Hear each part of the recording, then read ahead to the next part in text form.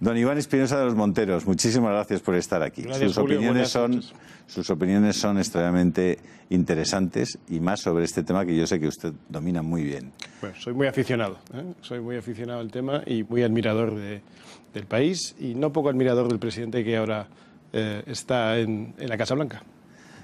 Y al otro lado del pasillo estarían los representantes demócratas, a los que también saluda. Es que una parte importante del discurso del Estado de la Unión, que no es realmente un debate, es realmente un discurso, es que no suele ser un discurso partisano, no suele ser un momento en el que se utilice, al menos aparentemente, los intereses de un partido frente al otro, sino que suele ser un discurso de la unión, no solo porque es la unión de Estados Unidos, sino que muchas veces se fomenta la unión de todos los americanos y se suele apelar a valores que todos los americanos responden bien: el patriotismo, la unidad, el heroísmo de algunos personajes como estos a los que se apela. Porque ahora está saludando a los miembros del Tribunal Supremo. Porque efectivamente además es que ahí se juntan los miembros del las House instituciones más importantes. Y los senadores, los 100 senadores, es una sesión conjunta. Y además vienen todos los secretarios, es decir, todos los ministros, menos uno, curiosamente, que permanece en la Casa Blanca, pues si acaso sucediera algo justamente en ese momento. En un lugar alejado, no, fuera, lejos de la Casa Blanca. Protegido, digamos, por servicio secreto, que sería el siguiente en la sucesión al presidente si todos los que están ahí... Ahora ya sabes que faltan varios congresistas. O sea, hay congresistas del Partido Demócrata que se quedan fuera y congresistas del Partido Republicano que también, porque claro, ya hemos visto en la serie de sucesor designado que se quede uno solamente pues es muy escaso. Pero en fin, todas las instituciones más importantes, el Senado, el Congreso, el Tribunal Supremo, los ministros que son los secretarios, todos están reunidos en ese Estado de la Unión, ese discurso del Estado de la Unión, que se produce una vez al año y que efectivamente pues tiene una gran solemnidad. Pero, ¿qué les parece esta primera reflexión sobre el tema fiscal, don Iván? Yo antes decía que normalmente este discurso se utiliza para, al menos al comienzo, apelar a aquellos valores de unidad, de patriotismo, de heroísmo en algunos casos y no tanto de partidismo. En este caso pues ha sido un ataque un poco más partidista y por eso la mitad de los congregados pues no aplaudían, ¿no? Pero es importantísimo la bajada de impuestos, como es muy importante también la naturaleza de qué impuestos ha bajado.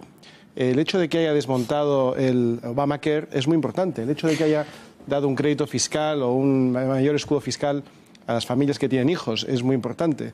Ha habido un error del traductor, por cierto, que ha dicho que hay una rebaja fiscal para las parejas casadas. Él no ha dicho casadas en el discurso, ha dicho para las parejas, o sea que no llega a tanto como discriminar al que esté casado o no. Pero sí son medidas que fomentan el matrimonio, que fomentan la natalidad, que fomentan los valores tradicionales en los que está basado Estados Unidos. Y tan importante como la rebaja fiscal es otra rebaja de la que casi no se habla, pero que es esencial, y es la rebaja en la legislación. Es decir, él prometió, cuando accedió a la presidencia, que por cada ley nueva, por cada palabra nueva de ley que aprobara, eliminaría 8. Para simplificar la maraña legal en la que se encuentran los americanos. Y en lo que lleva de legislatura, por cada palabra nueva que ha introducido, ha eliminado 13. Ha simplificado jurídicamente la vida a los americanos, a las empresas, a las pymes. Ha simplificado sin necesidad de bajar impuestos, que también lo ha hecho, pero ha simplificado mucho la vida a la economía americana y eso ha hecho, esa desregulación, ha hecho tanto como la bajada de impuestos, que el crecimiento económico haya sido tan robusto en estos 18 meses que lleva gobernando. De hecho, probablemente la más beneficiada de esas rebajas fiscales producidas por el gobierno de Trump ha sido la pequeña y mediana empresa. La pequeña y mediana empresa, que es la base de casi cualquier economía, al menos ahí es donde arranca todas las que luego acaban siendo grandes empresas. Pero en Estados Unidos, como en España, por cierto, la pequeña y mediana empresa es la mayor generadora de empleo. Y por tanto, esa noción que tienen clara muchos americanos, no tanto muchos españoles, de que la rebaja fiscal, de que la reducción de las obligaciones de los individuos y los pequeños empresarios con el Estado fomenta precisamente la creación de nuevas iniciativas que a su vez generan empleo, es decir, que la rebaja fiscal no solo es un tema de justicia, no solo es que el ciudadano pueda administrar mejor su dinero, sino que además genera empleo y por tanto es bueno para el conjunto. Esa noción, digo, en Estados Unidos está bastante anclada. Aquí todavía nos cuesta un poco. Bueno, esos primeros emigrantes de carácter religioso en los Estados Unidos jamás, al contrario de lo que hizo España allí, jamás intentó convertir a los indios. Formaron sus comunidades religiosas y se olvidaron absolutamente de todo lo que había allí antes que ellos. cosa que no hicimos los españoles, por cierto. Bueno, es que ellos no consideraban que estuvieran en la Commonwealth, quiere decir que no consideraban que los indios fueran el país, parte del país. De hecho, el país se ganó exterminando a los indios, o sea, así es como se gana el país desde el este hacia el oeste. Sí, territorialmente sí, pero el país se ganó de otra manera. La importancia de Dios en Estados Unidos, trabajándolo. La importancia de Dios en Estados Unidos es absolutamente incuestionable. Otra cosa es que de qué Dios estamos hablando, y es tremendamente común que cuando muere alguien que no era especialmente o que apelaba no solo a un segmento religioso, se le haga un servicio, como dicen ellos, multidenominal, ¿no? Es decir, non-denominational. Eso es, o sea, que no es solo para cristianos, ni solo para judíos, ni solo para musulmanes, sino que se hace una apelación a Dios, entendiendo como Dios puede ser el Dios cristiano, y dentro de cristiano puede ser el católico, puede ser anglicano, puede ser... O puede ser el Dios de los judíos. Esto es fácil ver cómo lleva a una especie de ateísmo práctico. Bueno, claro, es decir, que al final... Pero decir, bueno, es Dios, cualquier espiritualidad, pues al final... No es que digan cualquier Dios, sino que los dioses, el Dios de los musulmanes, el de los judíos y los cristianos es respetado. Es decir, el Dios de cada uno es respetado. Y todos respetan que cada uno rece a su Dios. Es decir, que se entiende que son religiones distintas. Pero sobre todo, perdonadme, es que el ser humano no es la última apelación. Pero no se cuestiona exactamente, no se cuestiona la existencia de Dios. Es decir, Esta es la gran diferencia. Hay un respeto a lo sagrado. En la moneda. En el dólar. Sí, pero Pero usted que Trump ganó gracias a Cambridge Analytica, que es la empresa con la que se reunió Vox, ¿no, don Iván? Según decía El País esta el otro semana día. pasada El País daba como gran titular y como una noticia, pues una noticia más de estas del fake news, ¿no? Que Cambridge Analytica se había reunido con Vox y había ofrecido sus servicios. Fíjese usted la noticia, que había habido una reunión, no que se llegara a contratar, cosa que hubiera sido perfectamente legítima. No, con Vox no, con el partido ultraderechista Vox. Bueno, es que si no ponemos adjetivos, entonces la noticia no es del todo fake. Claro. Pero efectivamente, ese es otro, por cierto, de los pilares que Trump tuvo en su campaña y que luego ha desarrollado, que es el tema del fake news, ¿no? Empezar a denunciar aquellos medios de comunicación. Fue de vuelta, igual que lo de deplorables. Sí. Es decir, fueron primero los medios los que acusaron a los medios pro-Trump de ser fake news, y él los recogió y empezó a dar vapulear, empezó a dar bofetadas, pero se quedó solo. Ya ha machacado a los medios tradicionales y a muchos de los periodistas que se pensaban intocables. Ha habido algún gran preboste de la televisión americana, algún presentador de noticias que ha tenido que dimitir por noticias fake que han ido pasando durante este tiempo. Y eso ha movido mucho voto, ¿eh? Y eso la posibilidad de darle a mucho santón y a mucho bonzo de la comunicación en los dientes ha llevado a mucha gente. Es que el país, reconózcame, don Iván, que el país o cualquier periódico importante, digamos, de muchas entradas en Internet, de webs importantes, lo primero que tendría que confesar es cuánto está pagando a Facebook cada mes para microsegmentar. Pero mire, de todas noticias. maneras, y si algo hemos aprendido con Trump es que al principio, cuando no eres muy relevante, simplemente se te ignora. A veces de manera... Este no consintió que le ignoraran. Bueno, no consintió que le ignoraran, pero cuando ya empiezas a ser relevante, entonces es cuando te atacan, ¿no? Y es un poco lo que está pasando con Vox en España. Es decir, durante 3 o 4 años, pues no se puede decir que fuera un partido relevante, y por tanto ha sido ignorado en los medios. De algunas formas deliberadamente ignorado. Y cuando parece que empieza a ser un poco relevante, entonces es cuando ya no se puede ignorar, entonces hay que atacar. Entonces empieza a atacar con adjetivos, que es lo mismo que le pasó a Trump. Ultraderechista, xenófobo, racista, tal, y muchas otras cosas que sí pueden ser, pero exageraciones o directamente difamaciones que apelan y que van con el nombre. El ultraderechista Trump o el ultraderechista Vox, para que ya estés condicionado en tu percepción de lo que estamos hablando. Yo les recomendaba en el editorial del otro día que cuando lean cualquier noticia en uno de estos diarios, específicamente decía El País, pero puede ser en otros muchos, cojan un rotulador y hagan el ejercicio de tachar todos los adjetivos y leerse esa misma noticia sin adjetivos. Verán ustedes que están un poquito más cerca o bastante más cerca. Y no quedarse en el titular, sino ir al desarrollo de la noticia, claro, porque muchas veces además es bueno en cuanto a que es un reconocimiento implícito de la importancia de aquello a lo que insultan, porque lo que no importa, lo que se ignora, como decía Julio hace un momento, no existe y por tanto el ultraderechista, todo lo que usted quiera, pero va a hablar de mí y esa es la cuestión. En Estados Unidos el patriotismo, yo me atrevo a decir que es casi estructural y además no solo el patriotismo, sino toda la simbología a la que al principio del programa hacía alusión Carlos. Estados Unidos, no olvidemos que es un país muy joven, muy moderno, muy reciente. Caramba, Italia es más joven como país. 1775. Como Estado. Como Estado Italia es más joven. Pero el concepto Italia... Ya lo sé, pero como Estado es bastante viejo, Estados Unidos. Carlos se constituye, cuando Estados Unidos se constituye en el finales del siglo XVIII, todo lo que hace, incluso el urbanismo de la ciudad de Washington, la arquitectura, cómo está pensado desde el Pall Mall hasta Casa Blanca, todo está pensado para intentar ponerse a la altura de aquellos poderes, en ese momento, que son Francia, Inglaterra, en cierta medida España, que son sus rivales y a lo que ellos aspiran a parecerse. Luego veremos que en el siglo XX lo sobrepasan en poderío militar, económico, pero en el siglo XVIII no.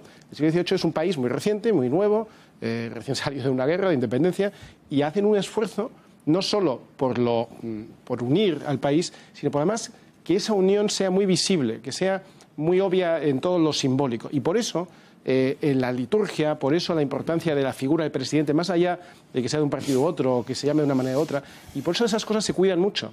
Se cuidan mucho porque es importante mostrar y representar constantemente los símbolos y el poder de la nación. Mientras que en naciones muchísimo más antiguas, como es esta, parece que nos divierte todo lo contrario, parece que nos gusta desmontar nuestras instituciones o nuestras estructuras, o pues eso, quemar una foto del rey, o quemar una bandera, o romper la Constitución. Sí, la Constitución es reciente, pero todos esos son símbolos de una nación que es mucho más antigua. Y aquí parece que estamos enfrascados en el empeño de romper y olvidar todo aquello que nos ha traído a ser una gran nación y una de las más antiguas del mundo.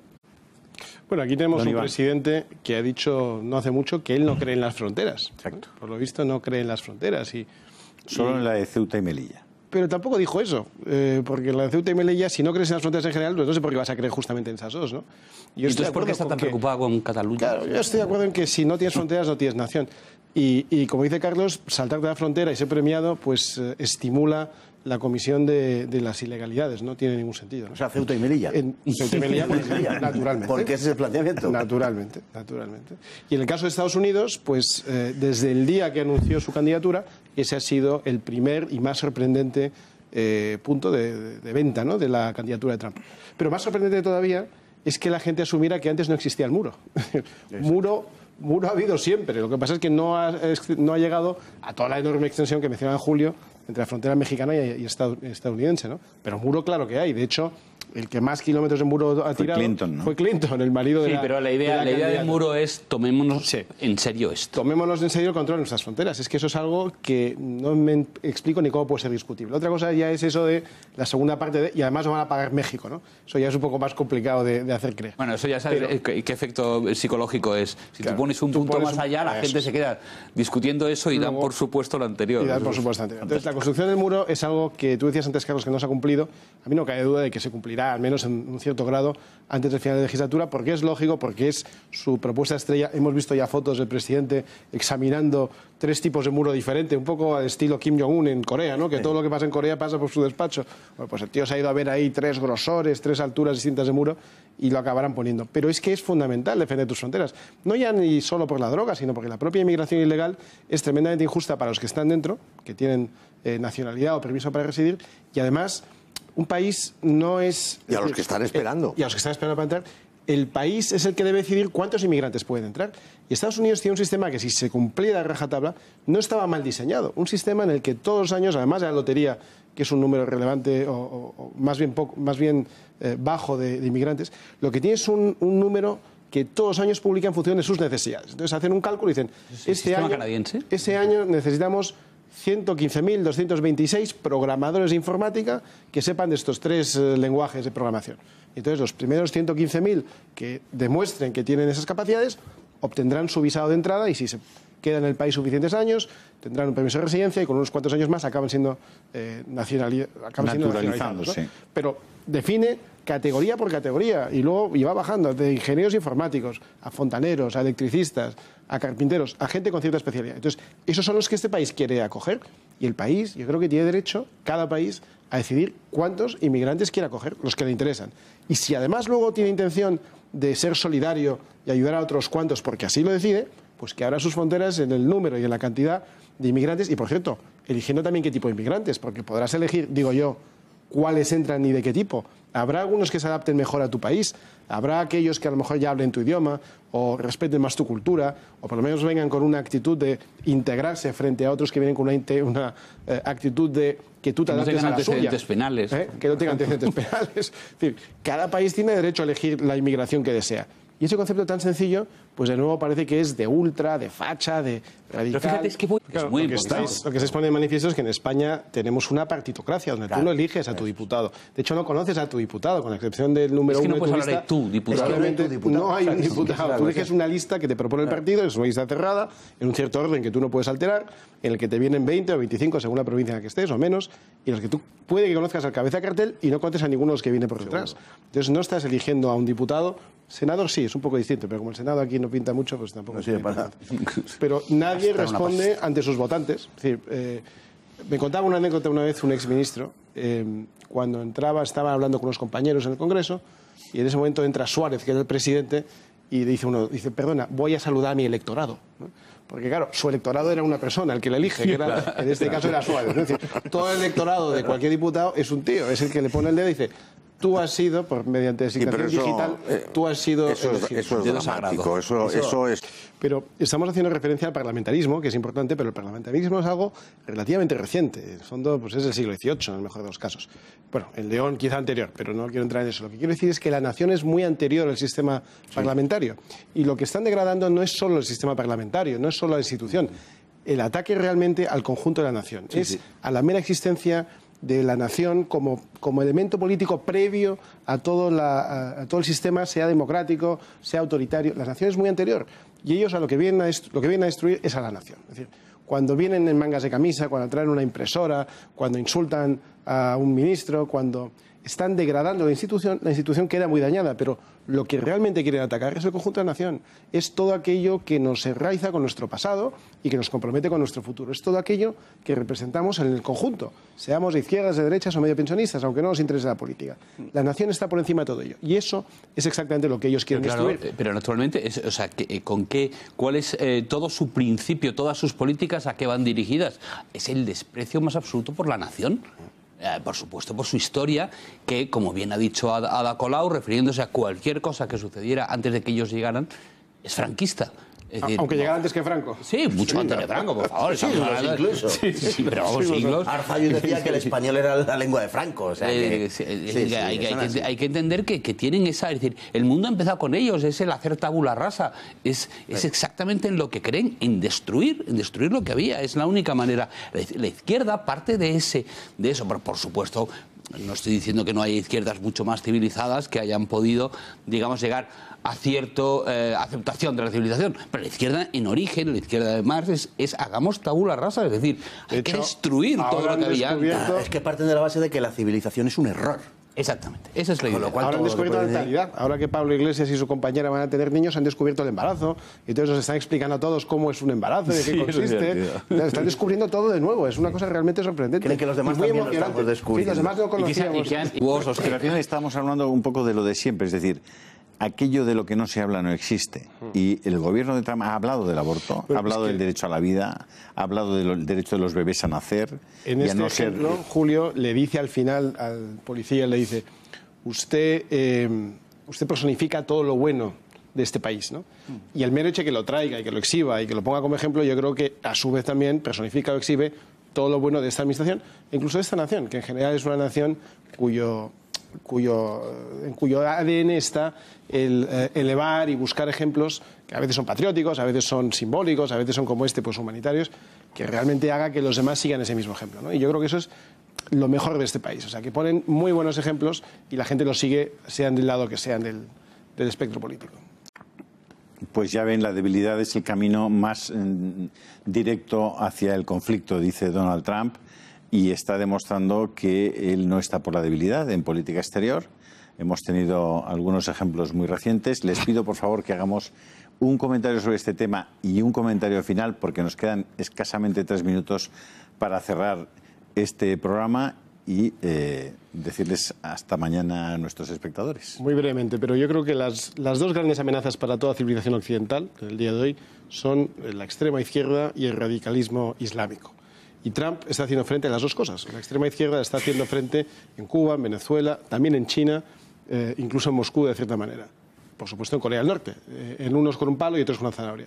Y en cuanto al radicalismo islámico, a radicalidad islámica, yo creo que con su frontal oposición al tratado con Irán y con su otra estrategia con Arabia Saudita, está también haciendo frente de una manera muy distinta a como lo hizo Obama y yo creo que con mucho más éxito.